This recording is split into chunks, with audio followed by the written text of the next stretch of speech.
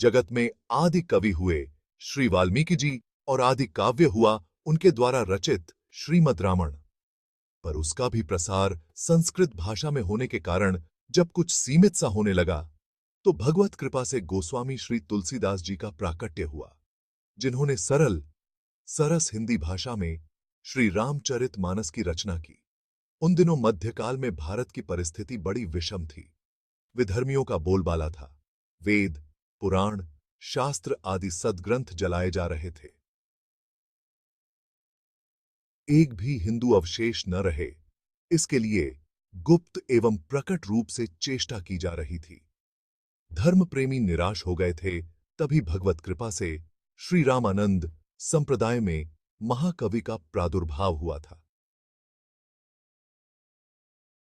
प्रयाग के पास चित्रकूट जिले में राजापुर नामक एक ग्राम है।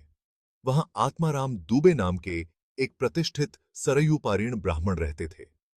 उनकी धर्मपत्नी का नाम हुलसी था। संवत 1554 की श्रावण शुक्ला सप्तमी के दिन अभुक्त मूल नक्षत्र में इन्हीं भाग्यवान दंपति के यहां 12 महीने तक गर्भ में रहने के पश्चात गोस्वामी तुलसीदास जी का जन्म हुआ।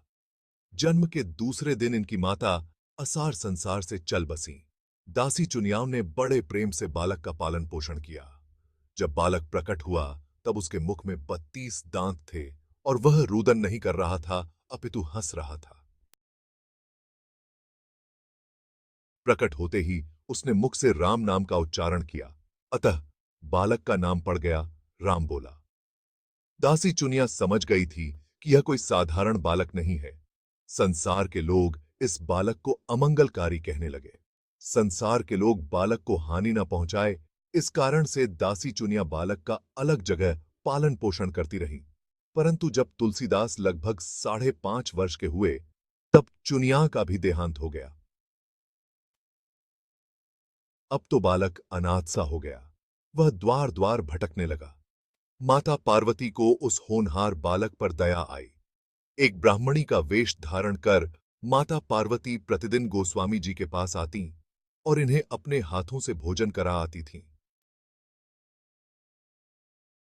इधर भगवान शंकर जी की प्रेरणा से राम शैल पर रहने वाले श्री अनंतानंद जी के प्रिय शिष्य श्री नरहरियानंद जी ने इस बालक को ढूंढ निकाला और उसका नाम राम बोला रखा। शंकर जी ने उनसे कहा था कि यह बालक विश्व के कल्याण हेतु प्रकट हुआ है। उसे वे अयोध्या ले गए और वहां संवत 1531 माघ शुक्ला पंचमी शुक्रवार को उसका यज्ञोपवीत संस्कार कराया। बिना सिखाए ही बालक रामबोला ने गायत्री मंत्र का उच्चारण किया। इसके बाद नरहरि स्वामी ने वैष्णवों के 5 संस्कार करके रामबोला को राम मंत्र की दीक्षा दी और अयोध्या में ही रहकर विद्याध्ययन कराने लगे। वहां से कुछ दिन बाद गुरु शिष्य दोनों शुक्र क्षेत्र यानी सोरों पहुंचे। वहां श्री नरहरि जी ने तुलसीदास जी को श्री रामचरित सुनाया। मैं पुनि निज गुर सन सुनी कथा सूकर खेत। बार बार गुरुदेव बालक को रामचरित सुनाते गए, परंतु वह भूल जाता था। गुरुदेव रामचरित सुनाते और पूछते, समझ आया? बालक कहता, नहीं।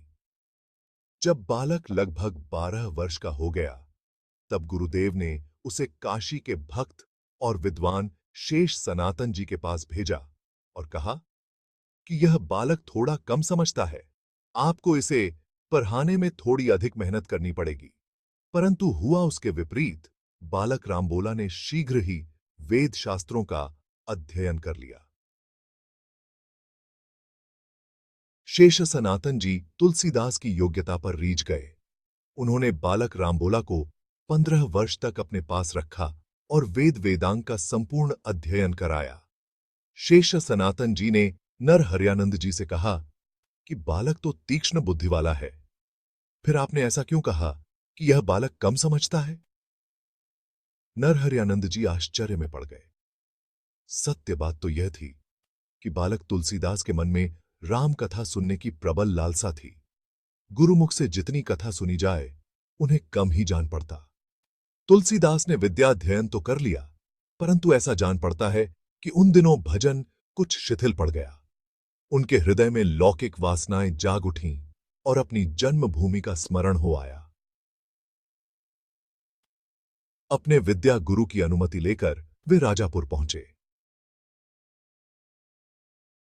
राजापुर में अब उनके घर का ढूंढा मात्र अवशेष था। पता लगने पर गांव के भाट ने बताया, एक बार हरिपुर से आकर एक नाई ने आत्माराम जी से कहा कि आपका बालक अमंगलकारी नहीं अपितु महान भक्त है। उसकी दुर्दशा न होने दो, अपने बालक को ले आओ। परंतु आत्माराम जी ने अस्वीकार कर दिया। तभी एक सिद्ध ने शाप दे दिया कि तुमने भक्त का अपमान किया है। 6 महीने के भीतर तुम्हारा और 10 वर्ष के भीतर तुम्हारे वंश का नाश हो जाएगा।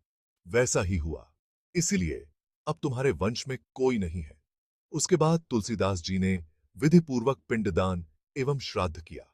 गांव के लोगों ने आग्रह करके मकान बनवा दिया और वहीं पर रहकर तुलसीदास जी लोगों को भगवान राम की कथा सुनाने लगे।